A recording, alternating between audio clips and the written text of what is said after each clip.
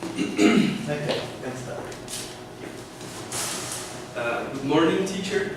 Today I will be presenting my research proposal, which is titled Student Talking Time Influenced by the Horseshoe Sitting Arrangement. The study that led to this proposal was carried out at Liceo de Aplicación, which is a public school located in Santiago, and the sample was a 12th grade. The first aspect of this proposal corresponds to the justification of the study. And the first step was to identify a research problem. The way of doing this was through different instances of observation. So, after different classes observed, I identified certain elements that were part of the lesson structure that caught my attention.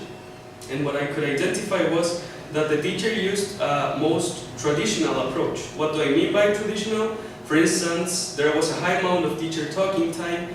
There was a lot of use of the student's mother tongue as well. Grammar structures were taught didactically without any context and also using the student's mother tongue.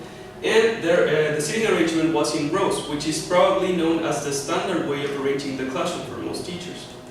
So considering the EFL nature of the class and taking into account that the students probably don't have many opportunities to practice the language outside the classroom is why I got interested in addressing student talking time. So looking through the literature, I found out that these concepts are dealt with, but there is not a lot of information about how they are related. So that is why the purpose of this proposal is to determine if the horseshoe sitting arrangement increases student talking time. More specifically, the general objective of this proposal corresponds to determine if the implementation of the horseshoe sitting arrangement increases student talking time among students from a 12th grade in a Chilean EFL school. And the working hypothesis corresponds to STT after a period of using the horseshoe sitting arrangement is significantly higher than STT after a period without the horseshoe sitting arrangement. The second aspect of the proposal corresponds to the theoretical framework and the definition of the key concepts. For each of the concepts, 2 or 3 definitions have been provided, but on this presentation I'm just going to talk about the one that has more relevance for the proposal. So the first construct is student talking time, or STT. According to Siriqua, STT has to do with the time that the learner spent talking rather than the teacher in the class. So that is why for this proposal, STT will be understood as the length of time that the students speak English during the English classes. The second construct corresponds to the horseshoe sitting arrangement, or HSA. According to Wendell, in the horseshoe sitting arrangement there is an elevated amount of talking from the students. And as it was stated before, what is sought with this proposal is to increase the amount that the students speak. And that is why this type of sitting arrangement has been selected and not a different one. So for this study, the horseshoe sitting arrangement will be the type of classroom furniture that will presumably increase STT. The third construct corresponds to English as a foreign language, or EFL. According to Brown, EFL has to do with learning English in a country in which there are not many opportunities to practice the language. So, for this study, EFL is understood as the context in which the lessons that were observed took place. And obviously that has an influence on the amount of time that the students spend speaking English or Spanish on the class. The final construct corresponds to secondary education.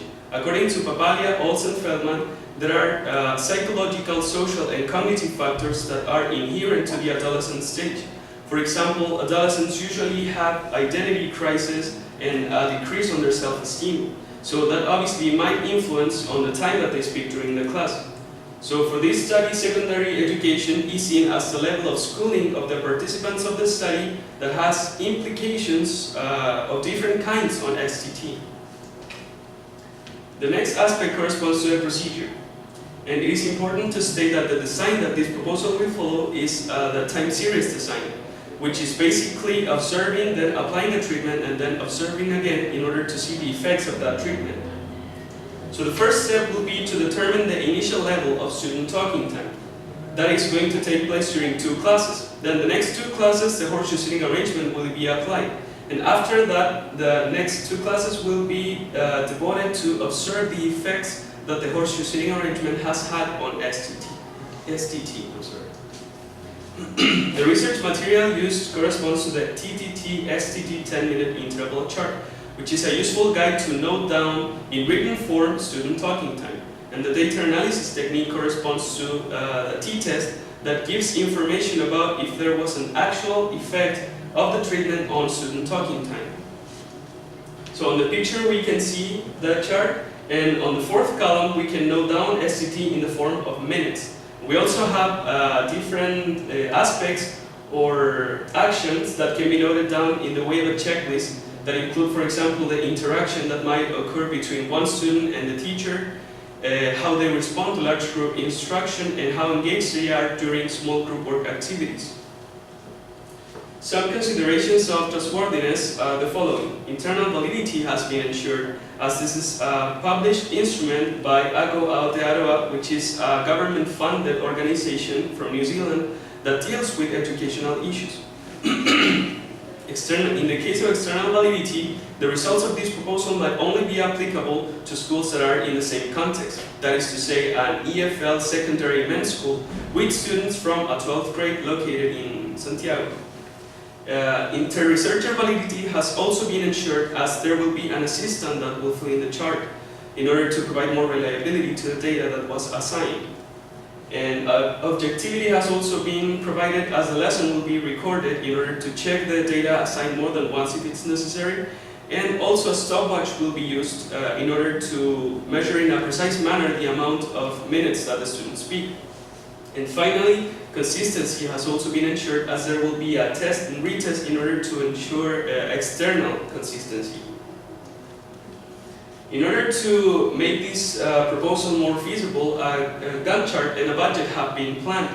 The Gantt chart is divided in 24 weeks, and it includes specific actions, such as, for example, identifying a research problem, applying the instruments, and analyzing the results, among others.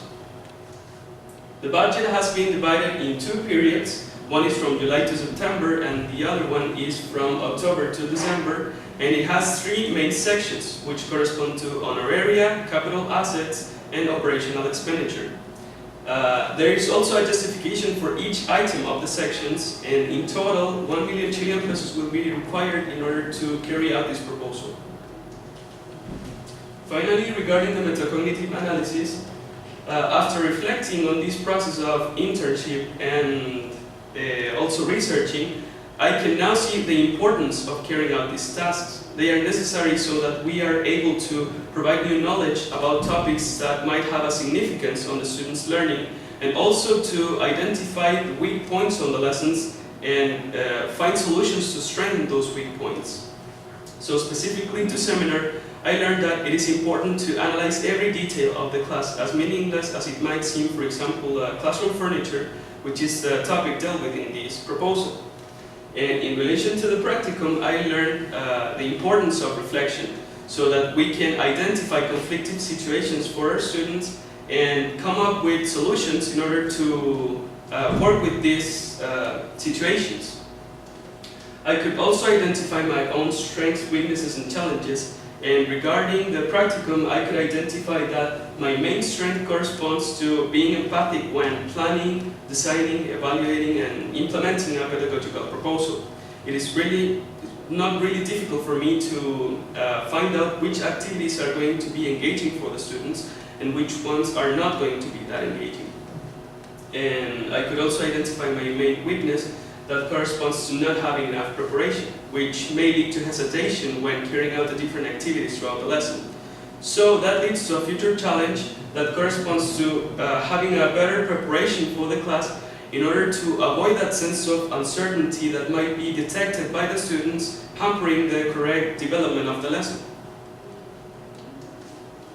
And there we have the references.